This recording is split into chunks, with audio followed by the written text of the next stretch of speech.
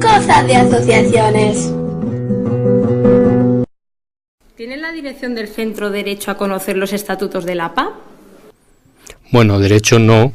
Lo que ocurre es que tampoco hay ningún inconveniente en que los conozcan. Es decir, los estatutos de una asociación de padres y madres no tienen nada que sea top secret, por decirlo de alguna forma, ¿no?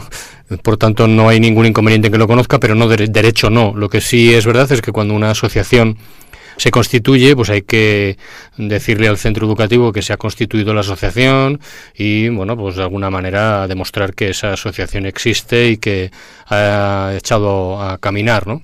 Pero no, ni tan siquiera hay que comunicarle los cambios en los estatutos que se producen.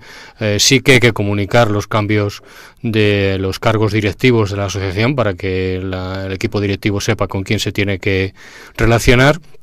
Y sí que hay que comunicarle la persona que está designada por la asociación en el consejo escolar y hay que mediante un certificado, pero los estatutos, el contenido de los estatutos es algo que obedece al interno de la asociación y no hay derecho. Pero vamos, que tampoco entiendo que puede existir un problema que pueda conocer en un momento determinado algo que digan los estatutos de la asociación porque suele ser bastante estándar todos.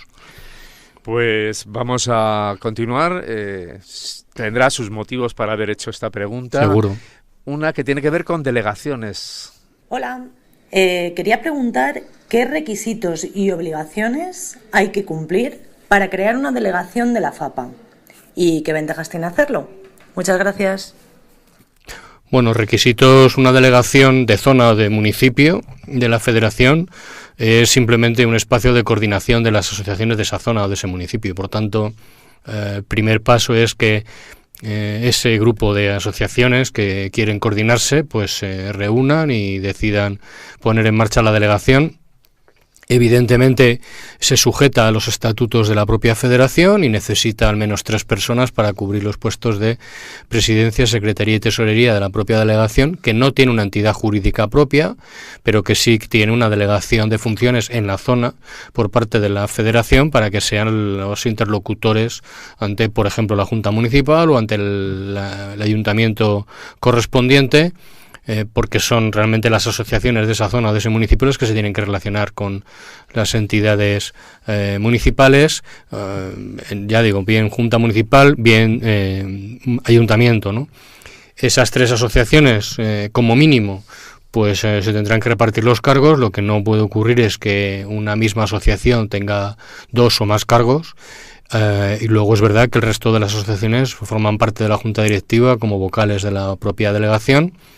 La delegación en principio está constituida por todas las asociaciones de padres y madres que están federadas a la Giner de los Ríos, pero es muy habitual que en las reuniones acudan también otras asociaciones que en ese momento no están federadas, bueno, pues para entrar en la dinámica de coordinarse y acabar siendo entidades que se integren en la federación por la lógica de que la unión hace la fuerza y de que además estando dentro de la federación tiene una serie de coberturas legales, jurídicas y demás que yendo por libre no va a tener y por tanto le interesa.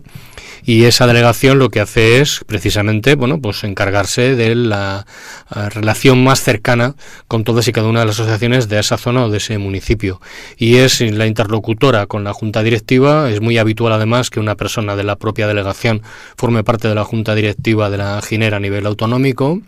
Y bueno, pues sirve de enlace, ¿no? De llevar los temas de la zona a la federación y al revés, ¿no? Todo lo que en la federación se decida o se ponga en marcha, pues rápidamente que lo conozca esa delegación de zona, ¿no?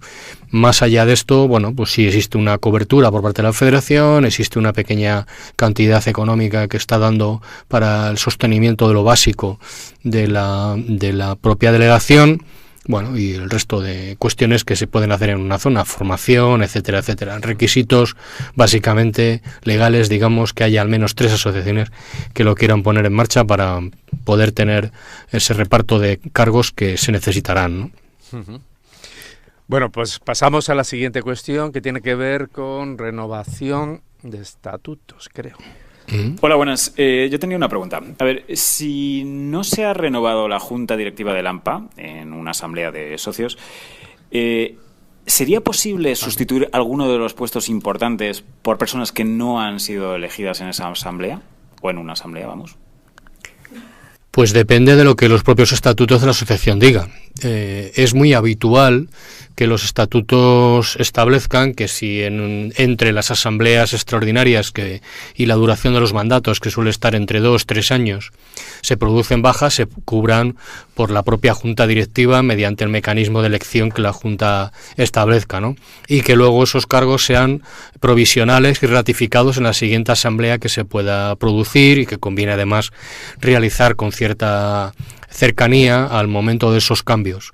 Esto no suele ser exactamente así en la mayoría de los casos si la baja es la presidencia, porque si la presidencia es la que causa baja, normalmente los estatutos establecen que es la vicepresidencia la que asume ese papel y por tanto la persona que tendríamos que elegir sería la que tendría que cubrir esa vicepresidencia, si es que existe, porque en muchas asociaciones el papel de vicepresidencia no existe y por tanto en el momento en que la presidencia se da de baja, una de dos, o los estatutos son ambiguos y por tanto se puede cubrir con personas que estuvieran en la junta directiva, o lo más adecuado parece es convocar una asamblea extraordinaria y elegir una nueva junta directiva. No es lo mismo si se nos marcha la persona que está en la secretaría o que está en la tesorería.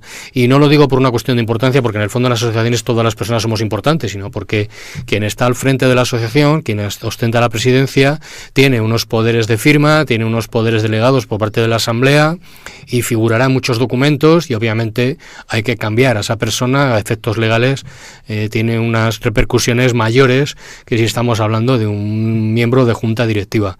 Pero hay que ver siempre qué dicen los estatutos y ante la duda, para eso está por supuesto la oficina de la Federación y asesora para que asesore y diga, pues mira, al actuar de esta manera podéis cambiar así o asado.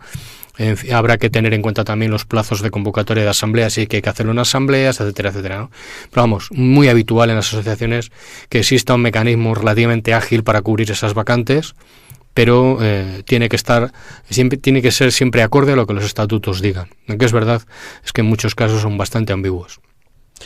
Lógicamente. Bueno, pues nos queda una cuestión, José Luis. Vamos a completar todas antes de decir el 610-56-33-06 para antes o después, porque ya lo has dicho. Para la próxima semana. Y muy así bien. Van preparando el boli y demás. Tema de estatutos. Hola, buenas tardes. Quisiera saber cuál es el número mínimo de socios para aprobar un cambio de estatutos y qué pasos hay que dar para que sean válidos. Muchas gracias. Bueno, el número mínimo es la mayoría absoluta de las personas que estén en ese momento en la asamblea. Es decir, la asociación convoca en tiempo y forma por el cambio de estatutos, que tiene que ser una asamblea extraordinaria, salvo que los estatutos digan lo contrario, pero vamos, los estatutos, un cambio de estatutos siempre se tiene que hacer en extraordinaria.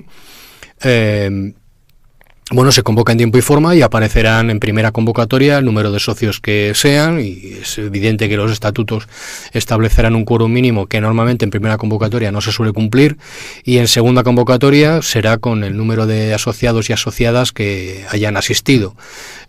Para aprobarlos normalmente se necesitará mayoría absoluta. Puede ser que los estatutos establezcan un mínimo de 2/3 de los presentes. Bueno, pues tendrá que leer exactamente cuáles son esos requerimientos mínimos que los propios estatutos de la asociación establecen. Si no dice nada de quórum, si no dice nada de porcentajes mínimos, hay que entender que estamos hablando de mayoría absoluta y tendría que ser la mitad más uno de los que han asistido ese día a la asamblea. En el momento de la votación, tantas personas tenemos, la mitad más uno tendrán que votar a favor, en contra o abstenciones será el resto, ¿no? Y bueno, para que sean legales, una vez que está aprobado, lo que hay que hacer es llevarlos al registro de asociaciones de la Comunidad de Madrid, comunicar que ha habido un cambio de estatutos, llevar un certificado de la asamblea en la que se aprobó, un certificado del listado de la Junta actual, quienes componen la Junta actual, para que se compruebe que el certificado está firmado por las personas que obviamente están en este momento ostentando los cargos en la propia asociación. Y lo que es muy habitual es que los registros nos pidan, además de la copia de los estatutos, un documento aparte en el que se dejen claros cuáles han sido los cambios que se han producido, para que, si los estatutos son muy extensos, el registro no tenga que revisar hasta la última coma para ver exactamente dónde ha habido una modificación, sino que le decimos dónde se han producido los cambios, cuál era el texto anterior y cuál es el texto nuevo, por si alguna de las modificaciones no fuera conforme a ley, y entonces el registro echará para atrás ese acuerdo de asamblea. Si todo es correcto, pues en un tiempo X, dependiendo del volumen de trabajo que tenga el registro y del ritmo de contestación que se tenga, se recibirá una copia sellada de los nuevos estatutos y a partir de ahí todo correcto. En cualquier caso, los estatutos entran en vigor en el momento en el que la Asamblea aprueba su modificación, con independencia de que luego el registro, por alguna razón, dijera que alguna de las cuestiones hay que reformularlas porque no son correctas. Y sí es verdad que, de todas maneras, cuando hay un cambio estatutario, si por ejemplo hay cambios sobre la Junta Directiva, estos cambios, salvo que la Asamblea apruebe lo contrario, y es complicado que pueda hacerlo, no entran no hacen efecto sobre la propia Junta Directiva hasta la siguiente Junta que se elija. Es decir, la vigente, la actual, está elegida conforme a unos estatutos y se tiene que sujetar a ellos en lo que es la composición de la Junta, no en cuanto a lo que son las atribuciones o tal. Si le cambiamos las atribuciones, a partir del momento en el que algo puede hacer o algo ya no puede hacer, en el momento en el que se aprueba en la Asamblea, ese cambio afecta a la Junta Directiva.